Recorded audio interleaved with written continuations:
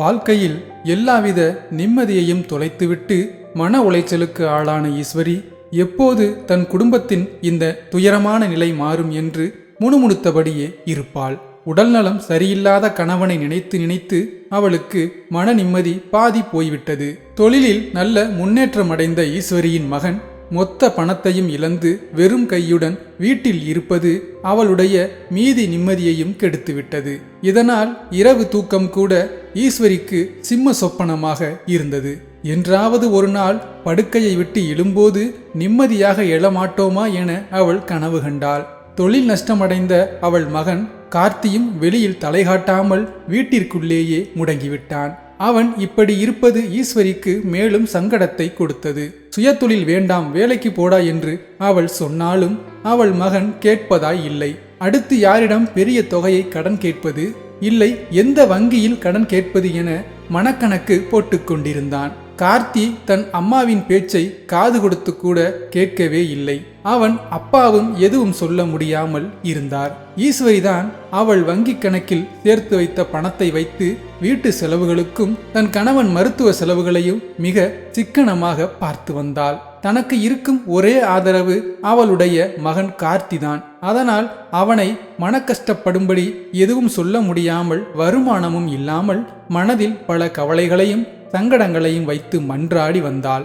அப்போது ஈஸ்வரி வீட்டின் அருகில் இருக்கும் செங்கமலம் அவள் அழுது புலம்புவதை பார்த்து, பக்கத்து ஊரில் ஒரு கோயில் இருக்கு, அங்க போய் நீ விளக்கேத்தி மனசார வேண்டிக்கிட்டேன்னா உன் கஷ்டம் படிப்படியா குறைஞ்சிரும் என்று சொன்னதும் அந்த கடவுளே வந்து அவள் உருவில் வரம் கொடுப்பது போல் இருந்தது. ஈஸ்வரிக்கு செங்கமலம் சொன்னதிலிருந்து எப்போது அந்த கோயிலுக்கு போவோம் என்று நாளை எண்ணிக்கொண்டிருந்தாள். நாளை பக்கத்து ஊரில் உள்ள கோயிலுக்கு போக திட்டமிட்டவள் தன் கணவனிடம் வந்து, எங்க நம்ம பக்கத்து வீட்டு செங்கமலம் பக்கத்து ஊர்ல ஒரு கோயில் இருக்கு, அங்க போய் விளக்கேத்தி மனசார வேண்டிக்கிட்டா நம்ம கஷ்டமெல்லாம் தீந்துரும்னு சொன்னான். ஒரு நாளைக்கு எப்படியாவது நான் இல்லாம சமாளிச்சுக்கிறீங்களா என தன் கணவனிடம் கேட்டாள். என்ன ஈஸ்வரி இப்படி சொல்ற, நீ இல்லாம நான் தனியா என்ன பண்ண முடியும், அந்த கோயிலுக்கு நீ போய் தான் ஆகணுமா என்று அவள் கணவன் கேட்க, ஆமாங்க, அந்த கோயிலுக்கு போயிட்டு வந்தா எந்த கஷ்டமா இருந்தாலும் படிப்படியா குறைஞ்சிருமா, உங்களுக்கு கொஞ்சம் கஷ்டமா இருந்தாலும் சமாளிச்சுக்கோங்க என்று ஈஸ்வரி தன் கணவனிடம் கெஞ்சவும், சரி சாப்பாட்டை செஞ்சு என் பக்கத்துல வச்சுட்டு போ, ஒரு நாள் தானே, நான் எப்படியாவது சமாளிச்சுக்கிறேன் என்று ஒரு மனதாக சொல்லவும் ஈஸ்வரிக்கு சந்தோஷமாக இருந்தது. தன் மகன் கார்த்தியிடமும் சொல்லிவிட்டு சமைத்து தன் கணவனுக்கு தனியாக அவர் அருகில் சாப்பாடு எடுத்து வைத்துவிட்டு செலவுக்கு கொஞ்சம் பணத்தையும் எடுத்துக்கொண்டு கோயிலுக்கு புறப்பட்டாள். இது நாள் வரை வீட்டில் அடைந்து கிடந்து இன்று வெளி உலகத்தை பார்ப்பதற்கு அவள் மனதிற்கு மிகவும் சந்தோஷமாக இருந்தது. 3 மணி நேர பஸ் பயணத்திற்கு பிறகு அந்த கோயிலின் வாசலை அடைந்தாள் ஈஸ்வரி.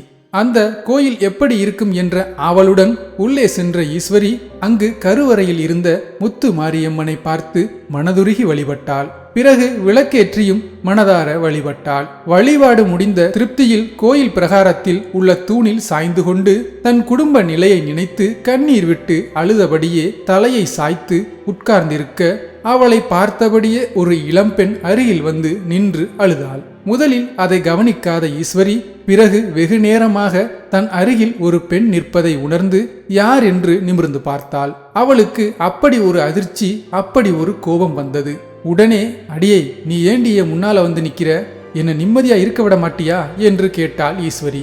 அவள் எதிரில் நின்றவள், அம்மா ஏமா என்ன இப்படி வெறுக்கிற, நான் அப்படி என்னமா பண்ணேன், உனக்கு பிடிச்சவரை கல்யாணம் பண்ணது தப்பா, இன்னும் எத்தனை நாள் தான் என்னை ஒதுக்கி வச்சிருப்ப, நான் உன் பொண்ணு தானே, என்னை மன்னிக்க மாட்டியா என்று காதலித்து திருமணம் செய்து கொண்ட ஈஸ்வரியின் மகள் கேட்க அதிக கோபமாக, என்னது உன்னை மன்னிக்கணுமா, நானும் உன் அப்பாவும் பட்ட அவமானத்தையும் அசிங்கத்தையும் மறந்து உன்னை மன்னிக்கணுமாடி, கல்யாணம் பேசி முடிக்கிற வரைக்கும் அமைதியா இருந்துட்டு சொந்த பந்தம் எல்லாம் கூடி நிக்கிற கல்யாண மண்டபத்துல இருந்து ஓடி போயிட்டு உன்னை நான் மன்னிக்கணுமா, முன்னாடியே நான் ஒரு பையனை காதலிக்கிறேன்னு சொல்லியிருந்தா உனக்கு கல்யாணம் பேசி முடிச்சிருக்க மாட்டோம்ல என்று தன் மகளிடம் ஈஸ்வரி நியாயம் கேட்க, அம்மா நான் முன்னாடியே அண்ணன்கிட்ட சொல்லிட்டேம்மா, ஆனா அண்ணன் தான் அதெல்லாம் கேட்காம என்னை மிரட்டி கல்யாணத்துக்கு சம்மதிக்க வச்சிருச்சுமா, கடைசி நேரத்துல என்ன பண்றதுன்னு தெரியாம மண்டபத்தை விட்டு ஓடி போயிட்டேன், என்னை மன்னிச்சிடுமா என்று ஈஸ்வரியின் காலில் விழுக அவள் உறைந்து போய் நின்றாள். காலில் விழுந்த தன் மகளை தூக்கி,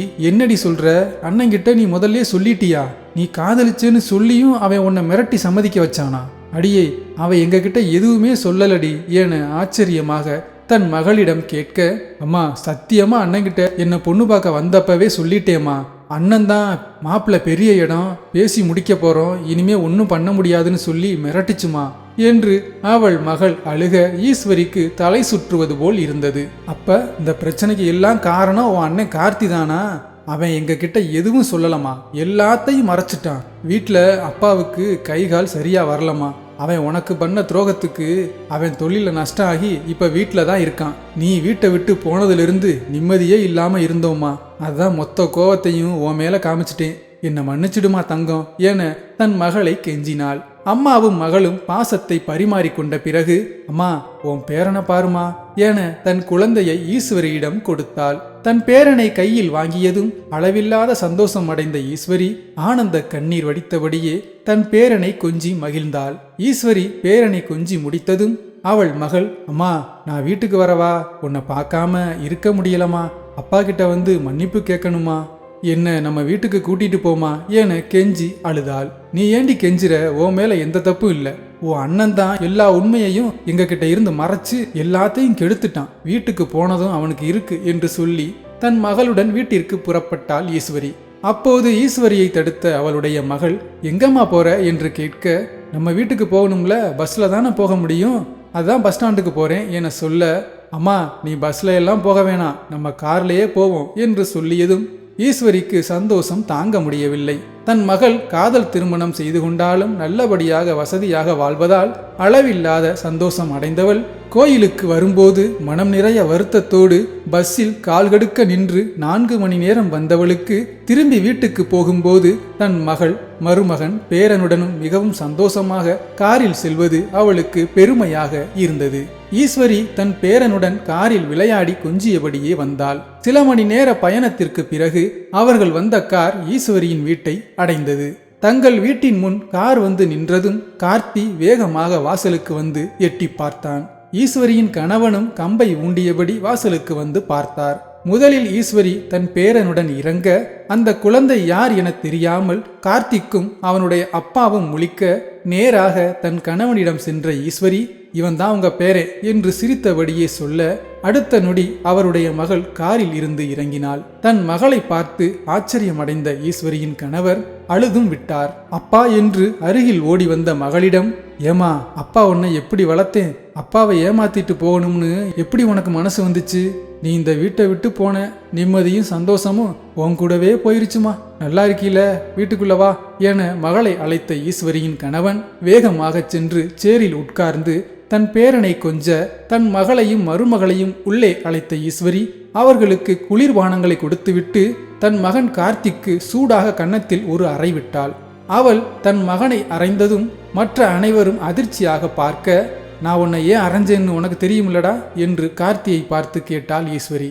அவன் அமைதியாக நின்றான்.